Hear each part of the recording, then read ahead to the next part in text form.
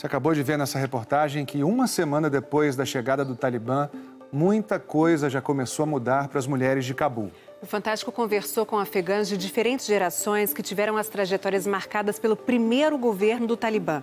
Depois de 20 anos vivendo com mais liberdade, elas acreditam que a nova geração vai ter mais recursos para resistir à opressão. Até poucas semanas atrás, a jovem Sadika Madadgar cantava em programas de TV do Afeganistão e fazia sucesso nas redes sociais ao compartilhar sua vida com quase 200 mil seguidores. Mas desde que o Talibã chegou a Cabul no fim de semana passado, ela tem medo até de sair de casa. Quando eles entraram em Cabul, eu fiquei chocada. Foi tipo, ninguém vai fazer nada, eles só vão entrar e pronto. Onde está o exército? Onde estão os soldados? Por que ninguém está lutando contra isso? Eu não sei exatamente o que o Talibã vai fazer, mas eu tenho certeza que eles vão limitar os direitos e a liberdade das mulheres. Sadika faz parte de uma geração de mulheres que cresceram podendo frequentar a escola e trabalhar. Agora, ela teme que o país volte no tempo. Meu medo não é de morrer. Meu medo é que acabem com os nossos direitos e digam que não podemos mais mostrar o rosto, não podemos mais falar, não podemos mais fazer parte da sociedade. E o meu maior medo é de que o Talibã vá de casa em casa, pegue as meninas e faça as coisas horríveis que fazia. Sadika nasceu em 1998. É jovem demais para lembrar da primeira vez que o Talibã governou o país entre 1996 e 2001. Já Nádia, que é um pouco mais velha, lembra muito bem. Eu nunca vivi em paz no meu país. Nós sempre sofremos com a guerra. Essa foi a trilha sonora da infância da Nádia nos anos 90. Quando tinha 8 anos, em 1993, viu uma bomba destruir a casa onde morava com a família. O irmão morreu e ela passou 2 anos no hospital. Ficou com o rosto coberto de cicatrizes. O Talibã proibiu as mulheres de estudarem e trabalharem. Nádia passou então a se vestir com as roupas do irmão para sustentar a família. Ela conta essa história na autobiografia O Segredo do Meu Turbante. Quando eu vivia como um menino, entendi como os homens enxergam as mulheres no Afeganistão. Tudo era proibido. Eu questionava. O Alcorão diz que todos devem estudar, homens e mulheres. E eles respondiam, elas podem estudar, mas só o livro sagrado. Foram 10 anos se passando por homem, até Nádia conseguir deixar o país. O regime do Talibã só durou 5 anos, mas as pessoas ainda eram as mesmas. Não dava para chegar e dizer, desculpa, eu menti para vocês. Na verdade, eu sou uma mulher. Era impossível. Desde que recebeu a notícia da volta do Talibã, ela, que hoje tem 36 anos e mora na Espanha, não consegue dormir. Embora os líderes do grupo extremista tenham falado em entrevistas que respeitarão os direitos das mulheres dentro da lei islâmica, Nádia acredita que o novo Talibã é ainda mais perigoso do que era nos anos 90. Eles ficaram mais agressivos.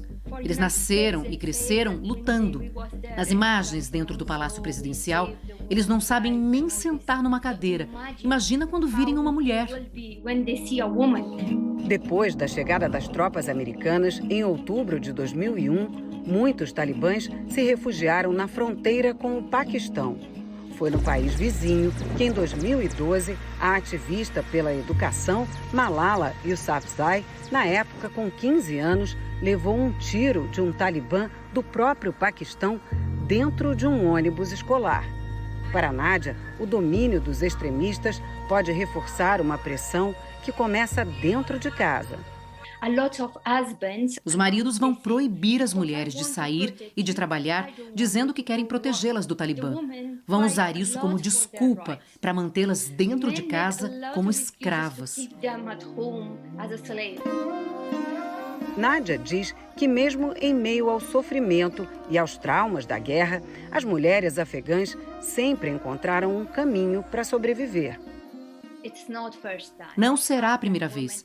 As afegãs são muito resilientes. Elas trabalharam duro durante o regime do Talibã. Tinham suas próprias escolas escondidas. Eu mesma ia ao cinema escondida. Então, mesmo na escuridão, nós soubemos resistir. O grupo Talibã é uma herança da Guerra Fria. A antiga União Soviética invadiu o Afeganistão em 1979. E os Estados Unidos passaram a enviar armas e dinheiro aos mujahedins, os combatentes que tentavam expulsar os soviéticos. Quando os invasores finalmente se retiraram, em 1989, os grupos de resistência passaram a disputar o controle do país. E o Talibã saiu vitorioso. Com o tempo, o grupo se radicalizou ainda mais. Durante o governo do Talibã, o Afeganistão passou a ser a base de uma organização terrorista, a Al-Qaeda, que em 2001 executou os maiores atentados terroristas da história, bem aqui em Nova York. A invasão americana foi uma resposta aos ataques de 11 de setembro. E durante os 20 anos de ocupação, as mulheres afegãs puderam sonhar com uma sociedade mais igualitária. A juíza Najla Ayub foi uma delas. Najla ajudou a escrever a nova Constituição Afegã de 2004, que deu às mulheres direitos iguais aos dos homens. Hoje, ela sente que os avanços tão duramente conquistados correm perigo com a volta do Talibã ao poder. Eu ouvi que nesta semana o Talibã botou fogo numa mulher simplesmente porque ela cozinhou mal para os combatentes. E as meninas de 14, 15 anos já estão sendo obrigadas a casar com os extremistas de novo. Eles consideram as mulheres propriedade deles, agora que conquistaram o país. Najla foi a primeira mulher a se formar juíza na província de Parwan, na região norte do Afeganistão. Ela nasceu no fim da década de 60 e conta que sempre foi discriminada, mesmo antes do governo do Talibã. O pai e o irmão foram assassinados ainda no início dos anos 90, porque a família estimulava mulheres e meninas a estudarem. Mas enquanto no interior o conservadorismo religioso dominava, em Cabul sopravam ventos bem mais progressistas. Basta ver como as mulheres se vestiam na capital. Olha a Najla na universidade. E ela, já juíza, nos tempos em que o Talibã assumiu o controle do país pela primeira vez. Eu estava numa posição de poder. Eu já tomava decisões importantes como juíza, mas tinha que pagar o meu vizinho de 4 anos de idade para me acompanhar se eu quisesse sair de casa. Ele valia mais do que eu na sociedade só pelo fato de ser homem. Me arrepio só de pensar no que vai acontecer com as 200 juízas que ficaram no Afeganistão. Foi nessa época que a escritora norueguesa Asni Seierstad viveu no Afeganistão e escreveu o best-seller O Livreiro de Cabul, um retrato da vida das mulheres sob o domínio do Talibã. Asni diz que o acesso à educação e à internet mudou as mulheres afegãs e acredita que a nova geração vai resistir aos extremistas. É uma geração diferente. Elas tiveram um gosto da liberdade e agora são jornalistas, apresentadoras, escritoras. Isso é muito bom. É difícil imaginar que elas vão ser silenciadas como nos anos 90. Algumas mulheres, inclusive, já protestam nas ruas de Cabul e desafiam o novo governo sem cobrir o rosto. Outras, como a grafiteira afegã Shamsia Hassani, de 33 anos, se manifestam através do próprio trabalho. Shamsia tem publicado nas redes sociais uma série de ilustrações para retratar a dor das mulheres do país com o avanço do Talibã nas últimas semanas.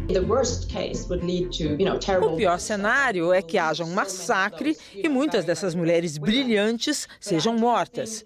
Os países do Ocidente precisam encontrar maneiras de apoiá-las, de garantir que elas tenham emprego e independência para que possam ter uma vida razoavelmente decente.